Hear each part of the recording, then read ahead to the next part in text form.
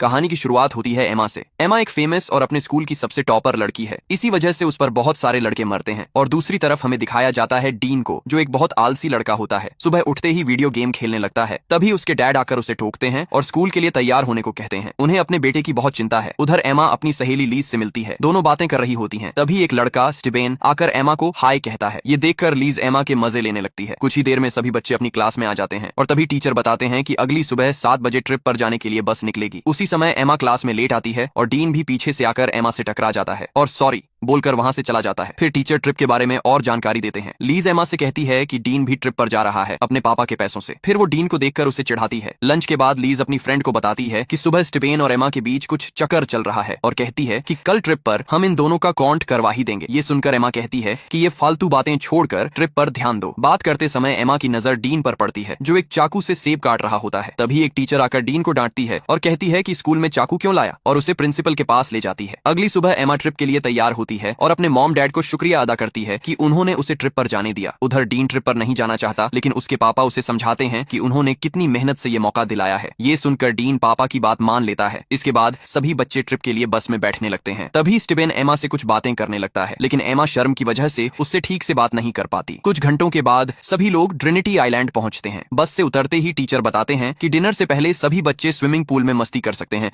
लेकिन असली प्रोग्राम अगले दिन से शुरू होगा। एमा और उसकी फ्रेंड पूल में जाती है। वहां पर स्टीबेन भी होता है। सभी मिलकर बहुत मस्ती करते हैं। डीन ये सब ऊपर छत से देख रहा होता है। उसके बाद सभी लोग पार्टी के लिए बोट पर पहुंचते हैं। वहां पहुंचने के बाद एमा की नजर स्टीबेन पर पड़ती है, जो किसी और लड़की को किस कर रहा होता है। ये देखकर एमा वहां से जाने लगती है। डीन भी वहीं पर ये सब देख रहा होता है। डीन एमा से कहता है, तुम्हारा बॉयफ्रेंड तो खूब मजे कर रहा है। तभी एमा जवाब देती है, तुम्हें इन सब से कोई मतलब नहीं होना चाहिए। अचानक पुलिस वहां आ जाती है, क्योंकि उन्हें खबर मिलती है कि पार्टी में कुछ स्टूडेंट ड्रग्स ले रहे हैं। पुलिस सभी बच्चों को बोट के सामने आने को कहती है। तभी एमा को धक्का लगने से वो पानी में गिर जाती है। ये देखकर डीन एमा को बचाने के लिए तुरंत पानी में कूद जाता है और एमा को बचाकर एक छोटी सी नाव पर ले आता है। वो नाव एक बड़ी बोट से बंधी होती है। डीन रस्सी को काट देता है। ये देखकर एमा पूछती है, तुमने रस्सी क्यों काटी? डीन कहता है, मैं पुलिस के चक्कर में नहीं पड़ना चाहता। जब पुलिस चली जाएगी तो हम वापस बोट पर चले जाएंगे। लेकिन कुछ देर में वो बड़ी बोट उनसे काफी दूर चली जाती है। तभी बारिश होने लगती है। डीन देखता है कि जिस नाव में वो हैं उसमें मोटर नहीं होती। तभी एक बड़ी लहर उनके सामने आ जाती है और दोनों नाव को कसकर पकड़ लेते हैं। सुबह होती है तो वो दोनों लहरों के साथ बहते हुए अरब सागर तक पहुंच जाते हैं। डीन का फोन पानी लगने से खराब हो जाता है। फिर वो एमा से उसका फोन मांगता है, लेकिन एमा के फोन में भी नेटवर्क नहीं होता। तभी एमा कहती है, हमें उस बोट का पीछा करना चाहिए था। डीन हंसते हुए कहता है, टेंशन मत लो, कोई ना कोई हमें ढूंढ ही लेगा। इसी बीच एमा को एक आइलैंड नजर आता है। आइलैंड देखकर डीन नाव को उस तरफ मोड़ देता है। काफी मेहनत के बाद वो दोनों उस आइलैंड पर पहुंच जाते हैं। डीन को उस नाव में एक फ्लेयर गन मिलती है और वो उसे अपने पास रख लेता है। फिर दोनों इस उम्मीद में आइलैंड के अंदर जाते हैं कि शायद उन्हें कोई मदद मिल जाए। दूसरी साइड टीचर पिछली रात की पार्टी देखकर पूरी ट्रिप कैंसिल कर देते हैं। इसके बाद लीज टीचर को बताती है कि एमा अभी तक होटल नहीं लौटी है। वो कहती है कि उसने एमा को आखिरी बार पार्टी वाली बोट पर देखा था। इसके बाद टीचर सभी बच्चों की अटेंडेंस लेते हैं और पता चलता है कि डीन भी गायब है। अब उन्हें समझ आता है कि डीन और एमा दोनों ही ग्रुप से मिसिंग हैं। फिर वहां पुलिस आती है और कहती है कि ऐसे केस अक्सर बहुत होते हैं। हो सकता है कि वो दोनों खुद ही वापस आ जाएं, लेकिन अगर वो कहीं समुद्र में फंस गए हैं तो उन्हें ढूंढना बहुत मुश्किल हो सकता है। उधर डीन और एमा जंगल में आगे बढ़ते हैं। कुछ दूर जाने के बाद जंगल के अंदर उन्हें एक खूबसूरत झरना दिखता है। डीन को वह जगह बहुत पसंद आती है तो वो एमा से अपनी फोटो खींचने को कहता है, लेकिन एमा फोटो खींचने से मना कर देती है। वो गुस्से में कहती है, हम यहाँ फंसे हुए हैं और तुम्हें फोटो खींचने की पड़ी है। इसके बाद दोनों और आगे बढ़ते हैं। कुछ घंटों बाद वो आइलैंड के टॉप तक पहुंच जाते हैं, लेकिन अभी तक उन्हें कोई भी मदद नहीं मिलती। ये देखकर वो दोनों वापस नाव की तरफ जाने का फैसला करते हैं और जब वो वापस किनारे तक पहुंचते हैं तो देखते हैं कि नाव वहां से गायब है। समुद्र की लहरें नाव को बहा ले गई थीं। वहां बस एक लाइफ जैकेट पड़ी होती है। पूरा दिन चलने के बाद दोनों बहुत ज्यादा थक चुके थे और सूरज भी ढल चुका। फिर डीन आग जलाता है और दोनों तय करते हैं कि यहीं रात गुजारेंगे। डीन देखता है कि एमा ठंड से कांप रही है तो वो अपनी शर्ट उतारकर एमा को दे देता है। फिर दोनों बातें करते हैं, कल तक हमें कोई ना कोई ढूंढ ही लेगा। फिर सुबह होती है और डीन की आंख खुलती है तो देखता है कि एमा आसपास नहीं होती है। वो उसे ढूंढने जाता है और देखता है कि एमा समुद्र के किनारे SOS लिख रही है। डीन कहता है, क्या कर रही हो? तो एमा कहती है, अपनी जान बचाने की कोशिश। इसके बाद डीन समुद्र में तैरने चला जाता है और एमा उसे देखने लगती है। एमा जब पीने के लिए पानी भर रही होती है तो उसे एहसास होता है कि कोई है जो उसे देख रहा हो। वो डर जाती है और वहां से हट जाती है। इसके बाद दोनों बीच पर रहने के लिए एक झोपड़ी बनाते हैं। थोड़ी देर बाद एमा बीच पर SOS लिखती है ताकि रेस्क्यू टीम पास से गुजरे तो उन्हें वो देख सके और आइलैंड पर जो भी खाने की चीज होती है वो उन्हें ढूंढने लगते हैं। डीन को एक केले का पेड़ मिलता मिलता है तो दोनों बहुत सारे केले खा लेते हैं, जिससे उनकी भूख मिट जाती है। लेकिन वहाँ बहुत गर्मी होती है तो एमा पूरी पेंट नहीं पहन सकती और ना ही उतार सकती है, क्योंकि वो काफी शर्मीली है। इसलिए उसने पेंट को शॉर्ट में काट कर पहन लेती है। फिर वो देखती है कि डीन झोपड़ी में सो रहा होता है तो वो भी उसके पास जाकर सो जाती है। तभी अचानक डीन करवट लेता है और हाथ एमा पर रख देता है, लेकिन एमा को ये अच्छा लगता है और वहाँ कुछ नहीं कहती है। अब अगले दिन एमा जब झरने में नहा रही होती है तभी डीन वहाँ आ जाता है। एमा ये देखकर डीन से कहती है, मैं यहाँ नहा रही है, जाओ यहाँ से। फिर डीन उसको कहता है, तुमने ही तो कहा था कि मुझे डर लगता है, तो यही खड़े रहना। फिर एमा बताती है कि उसे लगता है कि इस आइलैंड पर कोई भी रहता है। उधर न्यूज में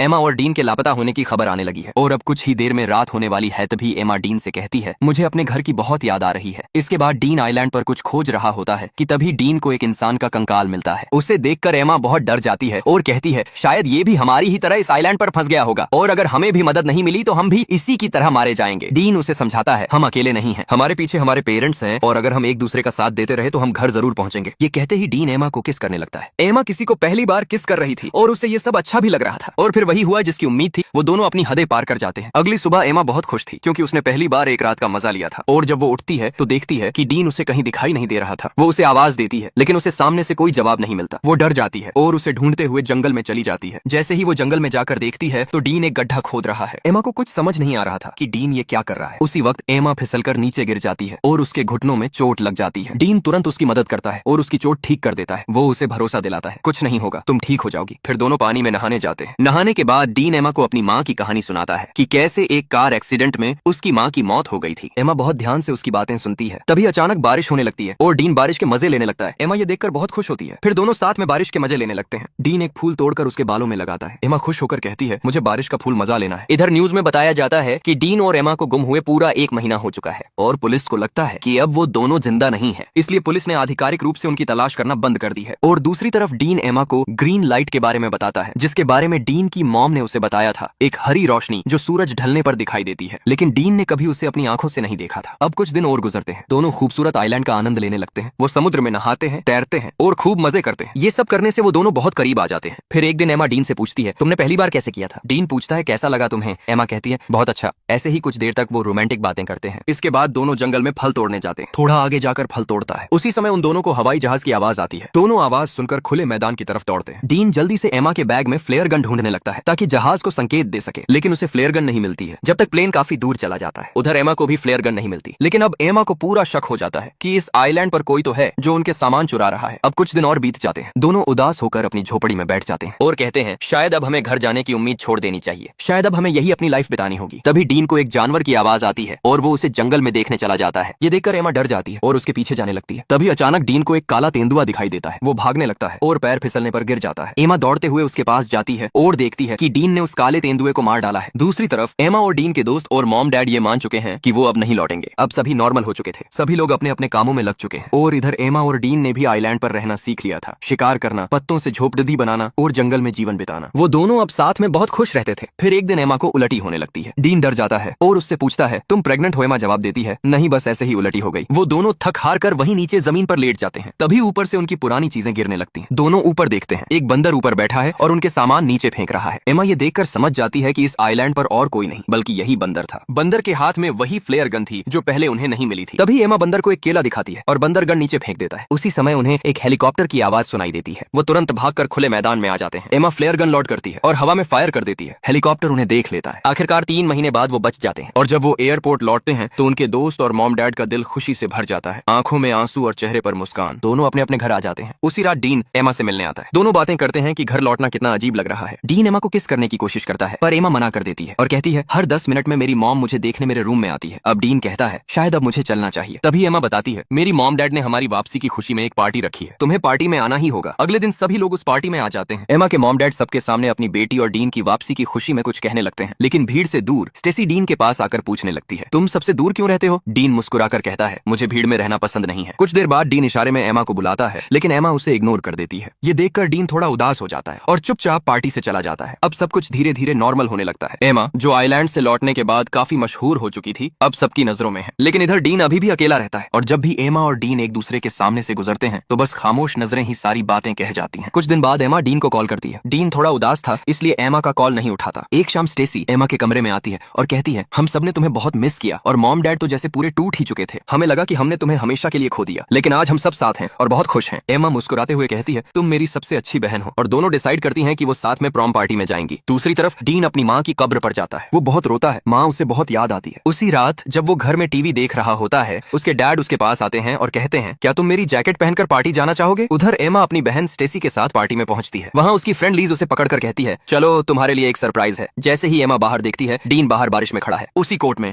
और उसका इंतजार कर रहा है। एमा के मन में वो सारे पल याद आ जाते हैं, वो आइलैंड, वो तूफान, बारिश और वो जंगल। वो चुपचाप पार्टी से बाहर निकलती है और डीन के पास जाकर खड़ी हो जाती है। दोनों एक दूसरे की आंखों में देखते हैं और गले लग जाते हैं, और इसी के साथ ये कहानी खत्म होती है। मिलते हैं ऐसी ही मजेदार कहानी में, तब तक के लिए बाय।